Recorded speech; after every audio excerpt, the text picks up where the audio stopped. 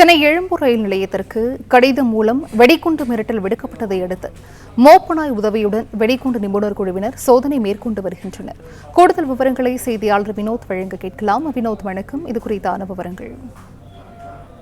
சென்னை எழும்பூர் ரயில் நிலையத்தில் வெடிகுண்டு வெடிக்கும் என நிலைய மேலாளருக்கு வந்த கடிதத்தை அடுத்து நிலைய மேலாளர் சென்னை எழும்பூர் ரயில்வே காவல்துறையினர் அளித்த தகவலை அடுத்து எழும்பூர் ரயில் நிலையத்தில் சற்று முன்னதாக எழும்பூர் ரயில்வே மற்றும் ரயில்வே பாதுகாப்பு படை போலீசார் மோப்பனாய் மற்றும் வெடிகுண்டு நிபுணர் குழுவினர் இந்த சோதனையானது தற்போது நடத்தப்பட்டு வருகிறது.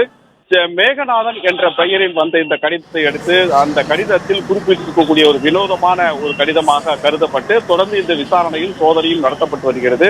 அந்த கடிதத்தில் தொடர்ந்து பாட்டாளி மக்கள் கட்சியை தரக்குறைவாக பேசி வரும் திமுக மற்றும் திமுக கட்சியினருக்கு ஒரு பாடம் புகட்ட வேண்டும் என்பதற்காகவே இந்த வெடிகுண்டு மிரட்டல் விடுக்கப்பட்டதாகவும் இதில் வெடிகுண்டு 12:50 மணி அளவில் வெடிகுண்டு வெடிக்கும் என இந்த கடிதத்தில் குறிப்பிடப்பட்டிருந்ததை அடுத்து சற்று முன்னதாக எழும்பூர் ரயில் நிலையத்தில் இந்த சோதனை தொடர்ந்து நடத்தப்பட்டு வருகிறது.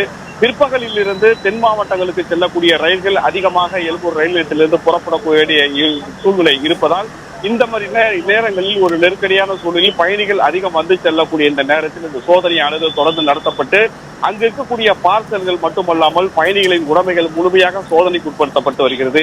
இதையடுத்து எழும்பூர் ரயில்வே மற்றும் ரயில்வே பாதுகாப்பு படை போலீசார் மோப்பனாய் உதவி மற்றும் வெடிகுண்டு நிபுணர் குழுவுடன் இந்த சோதனையானது தொடர்ந்து நடத்தப்பட்டு வருகிறது.